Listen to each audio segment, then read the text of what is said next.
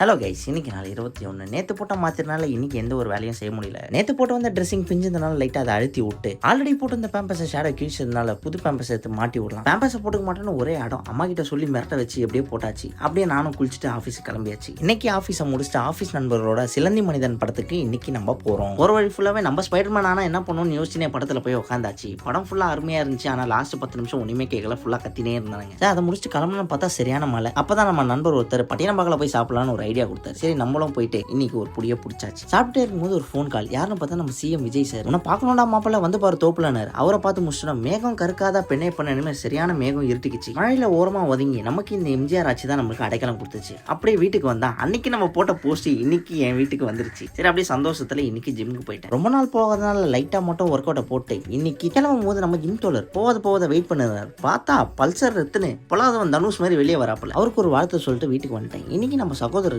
பிறந்தநாள். So night கேக்கு cutting இருக்கு. அப்படியே நானும் நம்ம இப்போ அண்ணன் தம்பி யாரும் இல்லைன்ட்டு பாட்டை பாடி கேக்க வாயில ஊட்டி விட்டு அப்படியே உட்காந்துருக்கும் போது நம்ம நண்பர் டீ வேணும் என்ன பண்றது, நம்ம கிட்ட தான் திறமை இருக்கேன்ட்டு ஊட்டில இருந்து எடுத்துட்டு வந்த கொட்டையை அரைச்சி டீயை போட்டு அவர் கொடுத்தேன். அவரும் பூலகமும் வீட்டில் இருக்கிற அனைவரும் குடிச்சிட்டு சரியான பாராட்டு. சரி தூங்கலான்னு போனா அம்மா கையில மருதாணி வச்சு விட்டாங்க. இது நல்லா செவந்தா சீக்கிரம் கல்யாணம் நடக்குமா. நானும் நல்லா செவக்கணும்னு வேணிக்கிட்டு இன்னைக்கு நாளை முடிச்சிட்டேன். வாழ்க்கையை ரசிங்க. பாய்.